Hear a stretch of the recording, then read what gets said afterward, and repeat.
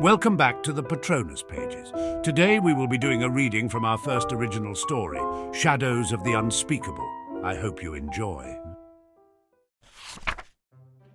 Chapter 3. In the shadowy confines of the Department of Mysteries library, Alex Mercer was lost in his studies, surrounded by ancient manuscripts whispering the secrets of ages past. Lena's arrival, like a beam of light in the dim room, brought a moment of warmth to the cold pursuit of knowledge. "Alex, are you all set for our trip to Hogsmeade tonight?" Lena asked, her voice tinged with excitement. "We'll use my parents' house as our flu anchor. They've prepared the spare room for you." Before Alex could respond, the air was suddenly pierced by the sharp slicing sound of a bewitched paper airplane, folding and unfolding itself with an urgency that demanded attention. It flew directly at Alex, who caught it with a practiced ease. Unfolding the paper revealed a message in the unmistakable, stern script of Mr. Carrow. "Mercer, it is already 3 p.m. Your presence at the Council of the Unspeakable is required immediately. Do not delay further." A cold knot of anxiety formed in Alex's stomach. "I have to attend this meeting," he told Lena, a serious undertone in his voice betraying the importance of the summons. "I'll meet you afterward. We can head to Hogsmeade then." With a nod of understanding and a touch of concern in her gaze, Lena agreed. "Good luck, Alex." As Alex made his way to the council chambers, he couldn't help but feel as though he were walking towards his own trial. The chamber doors, heavy and imposing, opened onto a room that felt more akin to a cold courtroom than a meeting space. The room was vast, the ceilings lost in shadows, with walls lined with shelves that held the most secret of tomes. At the centre, a long, dark oak table, around which the Council of the Unspeakable was seated, their faces shrouded in half-light, making them appear as though they were part of the room's architecture. A council not just of people, but of history and power. At the head of the table sat a tall, imposing man, with deep skin like polished mahogany, his eyes sharp and penetrating. He was flanked by Eldritch Blackmantle, whose silver hair and enigmatic presence added an air of mystery, and Mr. Carrow his usual stern demeanour in place. The rest of the council was a mix of distinguished witches and wizards, each bearing the mark of their long service to the magical world through their robes, their bearing, and the quiet authority they exuded. "Mr. Mercer," began the head of the council, his voice resonant, filling the room with a timbre that commanded attention. "You stand before us to present your findings on the veil. Proceed." With the weight of the room upon him, Alex began to outline his research, describing the veil as a boundary between the living and a liminal space where souls seem to linger. He spoke of his conviction that the veil served a purpose yet to be fully understood, a gateway or a holding ground for those not yet ready to move on. However, he made the careful decision to omit any mention of his conversation with Magnus, fearing the revelation of his parcel-tongue ability might overshadow his findings. The council listened, their expressions unreadable, as Alex navigated his presentation with a mix of confidence and caution. When he finished, a heavy silence fell over the room, the kind that felt thick with judgment and anticipation. The head of the council leaned forward, his gaze piercing Alex as if looking into his very soul. "Mr. Mercer, your dedication to your research is evident, and your theories intriguing. However, you have presented nothing concrete today, only speculations. To be honest, we didn't expect much more." Alex's heart sank at the words, a mix of disappointment and frustration welling within him. The tall man continued, "This project was as much about testing your resolve and capability as it was about uncovering the mysteries of the veil. In light of this, we are reassigning you to a new task. Your work on the veil will be concluded." "Your new assignment," the head of the council elaborated, "involves the study of recently unearthed runes in Romania. These runes are shrouded in mystery, believed to be the key to understanding a series of powerful enchantments lost to time. Their potential impact on our world is immense, and your insight will be invaluable in unlocking their secrets." Despite his plea to continue his work on the veil, the council was resolute in their decision to reassign him. Disheartened but determined, Alex later shared the outcome with Lena. expressing his unwavering intent to delve further into the Vale's secrets alongside his new task. After the meeting, Alex found himself gathering the remnants of his research, each scroll and tome a testament to his deep dive into the mysteries of the Vale. His heart weighed heavy with the Council's decision, yet within him a spark of determination refused to be extinguished.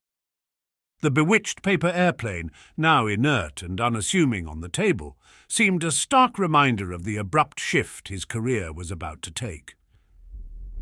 As he collected his notes, carefully stacking them with a reverence befitting their contents, Alex's mind replayed the Council's verdict. The head of the Council, with his authoritative demeanour, had acknowledged Alex's dedication but remained unmoved by his arguments to continue his investigation into the Vale. The new assignment, deciphering ancient runes, sounded important, but was a significant departure from the path he had envisioned. Leaving the library, Alex felt the weight of countless unsolved mysteries pressing down upon him, the whispers of the unknown echoing off the stone walls, a siren call he was reluctant to ignore. He made his way through the narrow corridors of the department, each step taking him further from the Vale, but closer to a new, uncharted beginning. Arriving at his desk, situated in a quiet corner near Lena's, Alex felt a semblance of normalcy in the sight of his familiar workspace. The desk, cluttered with the everyday detritus of a ministry worker, offered a stark contrast to the profound complexities of his recent research. He placed his gathered materials in a neat pile, a physical manifestation of the transition he was about to undergo. Lena, noticing his return, paused in her work, her expression one of concern and curiosity. "How did it go?" she asked, her voice a gentle nudge in the silence that had settled between them. Alex sighed, the weight of the day's events momentarily bowing his shoulders. "The Council was impressed with the dedication, but they've decided my efforts are needed elsewhere," he explained, the words tasting of both resignation and resolve. "I'm being reassigned to a project regarding some newly discovered runes." Despite the gravity of the news, Lena's response was immediate and supportive. "Then we'll just have to make sure you have the time and resources to continue your research into the Vale on the side, if it really is that important to you." Her words, imbued with unwavering support, bolstered Alex's spirits. "Thank you, Lena. I'm not ready to give up on the Vale. There's too much we don't yet understand, too many questions left unanswered. Especially after my conversation with Magnus. I'm going to try to speak to him again next week on Monday, even if it takes all day." The conversation shifted towards their impending trip to Hogsmeade, a welcome diversion from the weighty matters at hand. As their conversation meandered towards their impending trip, Alex, seeking a lighter topic, inquired about Lena's family. "You're going to love my mum, Bonnie," Lena smiled warmly. "She's the heart of our family, funny, warm and an incredible cook. My dad, Archie, isn't much for conversation, but he's kind in his own quiet way. Oh, and you'll definitely enjoy meeting my aunt and uncle, Hannah and Neville Longbottom. They have the most fascinating stories from their days at Hogwarts."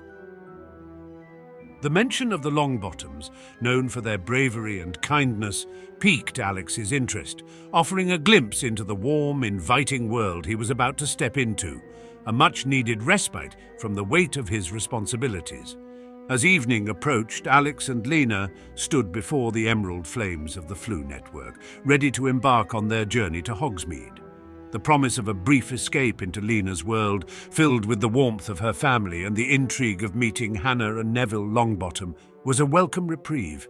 With a final glance at each other, they spoke the name of Lena's family home, and the flames enveloped them, whisking them away to the quaint village of Hogsmeade. As the fire's warmth surrounded him, Alex felt a sense of anticipation for the discoveries that lay ahead, both in his work and in the connections he would forge in the days to come. As Alex and Lena stepped out of the green flames of the Floo network, they found themselves in the warm, inviting living room of Lena's family home. The journey from the Department of Mysteries to the cosy village of Hogsmeade had been a whirlwind of emerald fire and swirling ash, but the moment they arrived, a sense of calm enveloped Alex. The room was bathed in the soft glow of twilight, with plush sofas and armchairs gathered around a crackling fireplace, and the walls were adorned with family photos that moved and smiled, adding a lively charm to the space. The sounds of clattering and the sweet aroma of baking desserts wafted from the kitchen, drawing them in. "Lena, is that you?" called a voice, rich with warmth and anticipation. Lena led the way, her smile brightening. "It's us, Mum," she announced as they entered the kitchen, a bustling hub of culinary magic. Bonnie Abbott, Lena's mother, stood at the centre of it all, her hands dusted with flour, surrounded by an array of baking ingredients and the delightful chaos of dessert preparation. A bewitched sponge danced between dishes and pans, cleaning as it went under the watchful eye of its caster. Bonnie turned, her face lighting up at the sight of her daughter and the guest she had brought along. "Oh, Lena, dear, and you must be Alex," she said, extending a flour-dusted hand in greeting. "I've heard so much about you. Welcome." The kitchen was a marvel of both traditional charm and magical convenience. The large oak table was a testament to many family meals and discussions, its surface worn smooth by years of use. Herbs and potion ingredients floated gently to their designated jars on open shelves, orchestrated by a small wand movement from Bonnie as she multitasked. The room was warm, the air filled with the scent of cinnamon and vanilla, promising the delights of the evening meal to come. Lena inquired about her father, a hint of laughter in her voice. "And where's Dad? Hiding from the baking frenzy?" Bonnie chuckled, wiping her hands on her apron. "Oh, your father's getting ready for bed upstairs. You know how he likes to turn in before 8 p.m. nowadays. Retired life suits him well, but it seems to have shifted his schedule quite a bit." The house itself was a blend of cosy nooks and spacious areas, with wooden beams and stone walls that spoke of its age and stability. Each room they passed on their way to the kitchen had its own story, reflected in the carefully chosen decorations and the warmth that seemed to emanate from the very walls. The living room, where their journey had begun, was the heart of the home, with its roaring fireplace and shelves filled with books that ranged from ancient tomes to modern novels, all whispering tales of magic and adventure. Alex felt an immediate sense of belonging, enveloped in the warmth of Lena's family home. The magic of the place wasn't just in the spells that made life easier or the enchanted objects that added a touch of wonder. It was in the laughter, the shared stories, and the unmistakable bond of family that filled every corner of the house. As Alex watched Bonnie move around the kitchen with a grace that belied her years, he couldn't help but notice how strikingly pretty she was. There was a timeless elegance about her, a gentle strength in her movements that spoke of years spent loving and caring for a family. He found himself momentarily captivated, not just by her warmth and hospitality, but by the undeniable beauty that radiated from her. It was in her smile, in the laughter lines that spoke of happiness, and in her eyes, hazel eyes that he realized were mirrored so closely in Lena's. The resemblance was uncanny, a testament to the strong family ties that bound them. In his head, Alex marvelled at the genetic lottery of beauty and kindness that seemed to run in Lena's family, feeling a warmth towards them that went beyond the cosy kitchen. His observations were abruptly interrupted by the boisterous entrance of Lena's two younger brothers, twins who couldn't have been more than 8 years old. With a burst of energy that only children possess, they charged into the kitchen, their laughter filling the room. "Alex, meet Oliver and George," Lena introduced, a note of affectionate warning in her voice. "The resident pranksters of the Abbott household. Keep your eyes peeled around these two." Oliver and George, their faces alight with mischief, eyed Alex with the kind of curious scrutiny reserved for new victims of their pranks. Their youthful energy was infectious, and Alex found himself smiling despite the cautionary introduction. Bonnie, ever the gracious host, mentioned, "You'll meet Lena's 3 older sisters tomorrow. They'll be here early for the party." Her voice was filled with the pride of a mother who cherished her children's closeness. Lena, sensing the perfect moment to escape the bustling kitchen and the imminent threat of twin-engineered mischief, turned to Alex. "Let me show you to your room for the night," she said, excusing them both from the kitchen.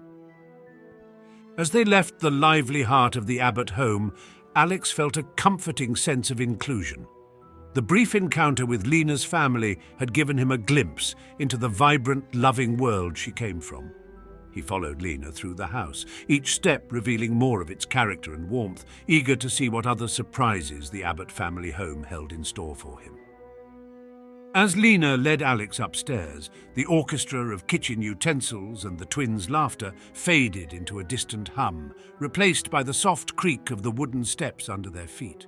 Lena's steps were sure, each one a beat in the quiet symphony of the evening. "This was Ruth's room before she moved to London," Lena explained as they stood at the threshold of the spare room Alex would be sleeping in.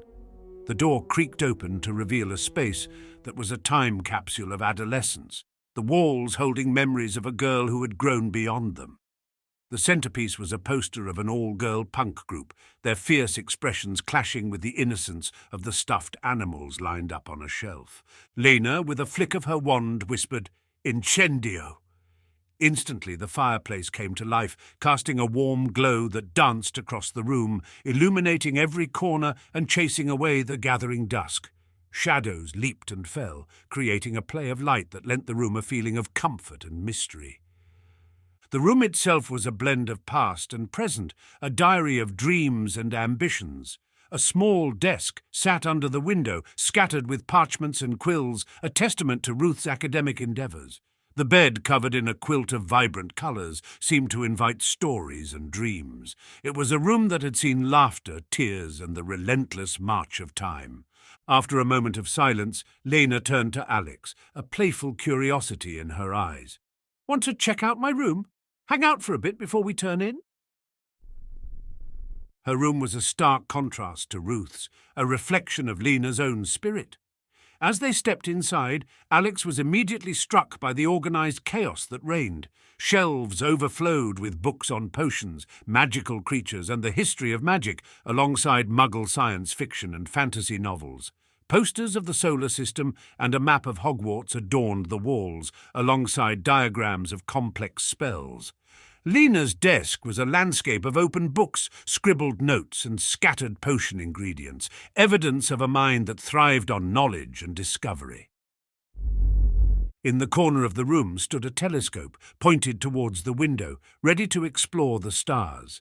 The room was a sanctuary, a place of learning and imagination, lit by the soft glow of enchanted lanterns that hovered gently in the air, casting a serene light over everything. Lena motioned for Alex to sit on the bed, a smile playing on her lips. "Make yourself comfortable. It's not every day I invite someone into my inner sanctum." Alex found himself sitting at the foot of her bed, his hands instinctively picking up a Quidditch magazine that lay amongst the myriad of books and papers. Flipping through the pages, he was drawn into a world of high-flying athletes and daring manoeuvres, a stark departure from the room's scholarly aura. As they settled into the comfortable silence, Lena, her eyes glancing at the Quidditch magazine in Alex's hands, broke the quiet with a question that seemed to dance in her eyes. "So, how come you never played Quidditch at Hogwarts? You seem to enjoy it." Alex, caught slightly off guard by the question, chuckled softly. "I actually tried out in my first year. Thought I could be the next Seeker sensation," he admitted, a hint of amusement in his voice. "Turns out I wasn't quite good enough. I spent more time getting acquainted with the ground than catching the snitch." Lena laughed, her gaze playful. "Well, I suppose it's Hogwarts' loss. Imagine the tales they'd tell of Alex Mercer, the Quidditch prodigy who spent more time on the ground than in the air." The conversation flowed naturally, the initial awkwardness melting away into a comfortable camaraderie. After a moment, Lena's curiosity resurfaced, this time touching upon a more sensitive subject. "Have you tried using Parseltongue since the last time? At the Vale, I mean." Alex shook his head, a thoughtful look crossing his face.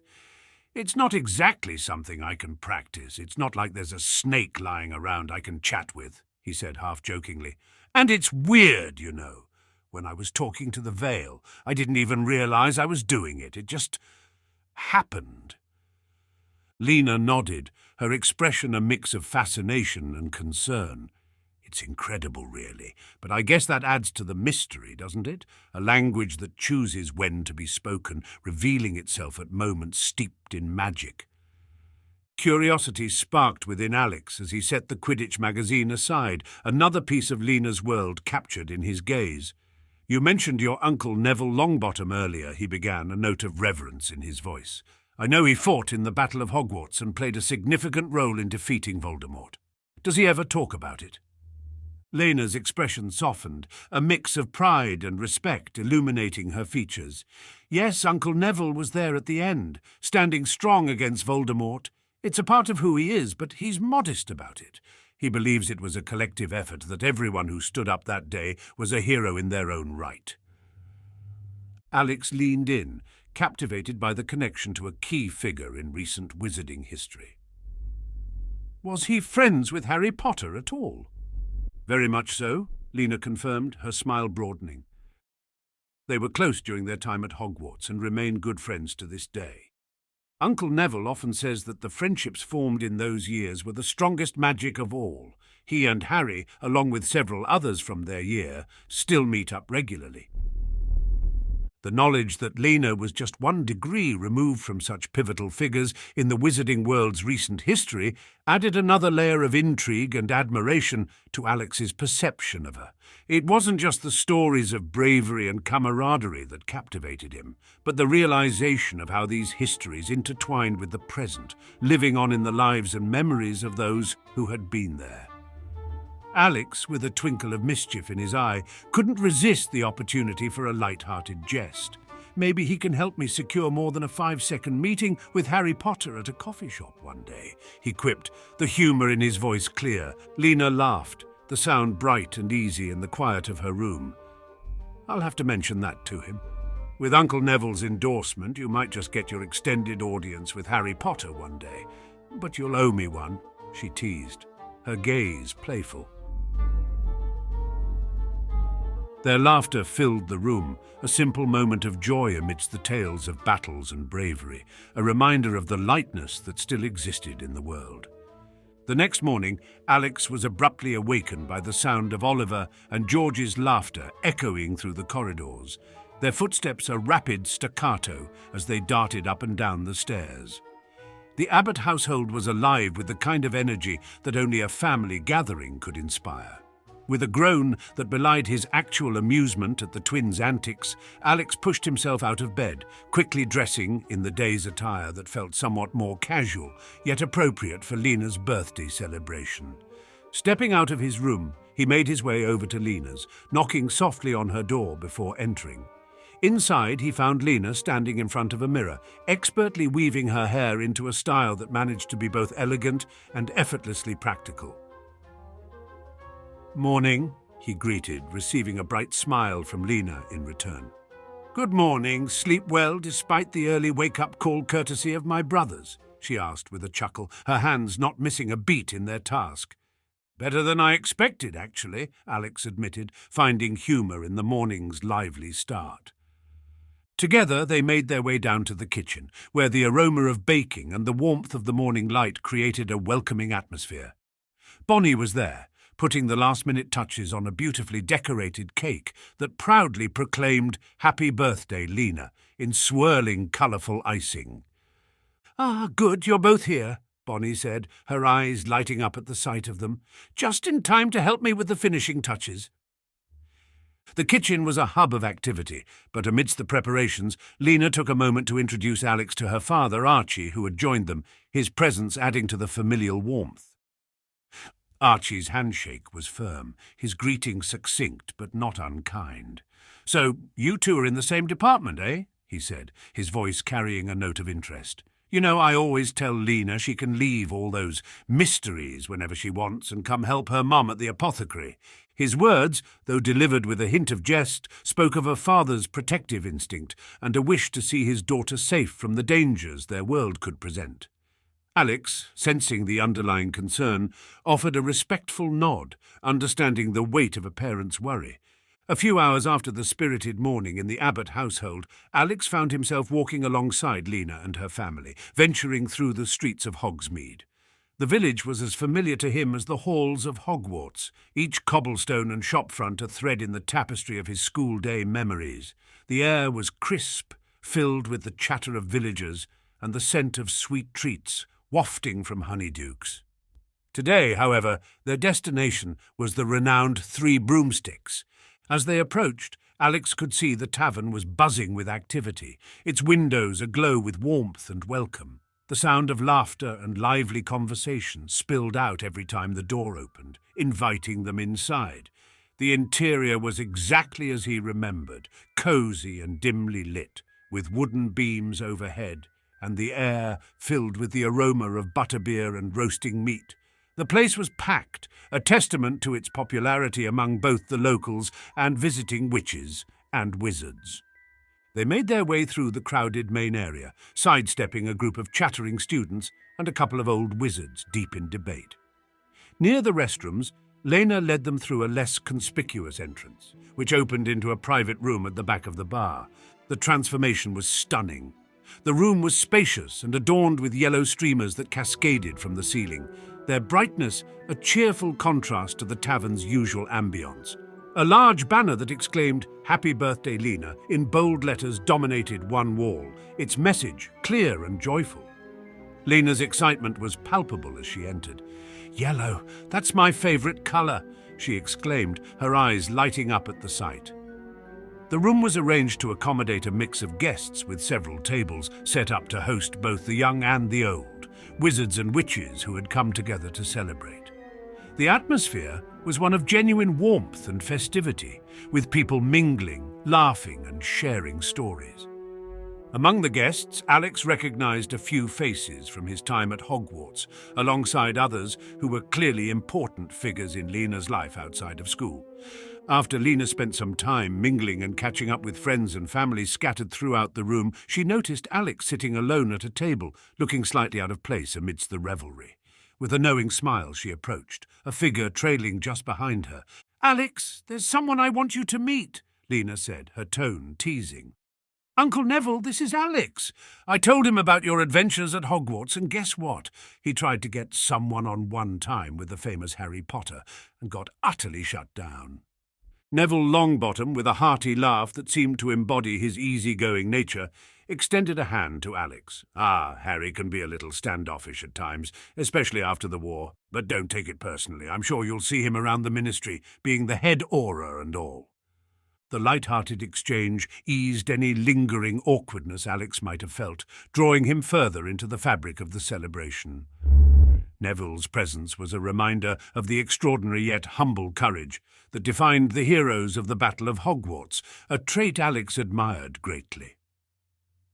As the evening progressed, the room filled with the sound of music, and several guests took to the impromptu dance floor. The joy of the occasion was infectious, with laughter and the rhythm of dancing feet setting the tone. When it came time to cut the cake, all eyes were on Lena as she made the first slice, her face alight with happiness. The cake, a masterpiece of baking that Bonnie had put her heart into, was quickly distributed among the guests. After enjoying a slice of the delicious cake, Alex made his way to Bonnie, complimenting her on the incredible dessert. "This cake is fantastic, Mrs. Abbott. You've outdone yourself," he said, his genuine appreciation shining through.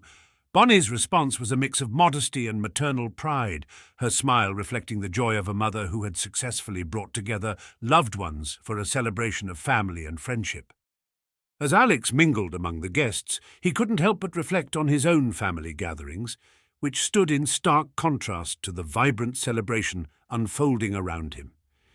Being an only child, the occasions in his household were much smaller and, he had to admit, lacked the lively, jubilant atmosphere of Lena's birthday. There was a warmth and inclusivity here that made every guest feel like part of the family, a sense of belonging that Alex found both enviable and heartwarming. The night continued on, a beautiful blend of laughter, music and shared stories, with Alex feeling ever more a part of Lena's world, a world he was coming to appreciate and cherish with every passing moment.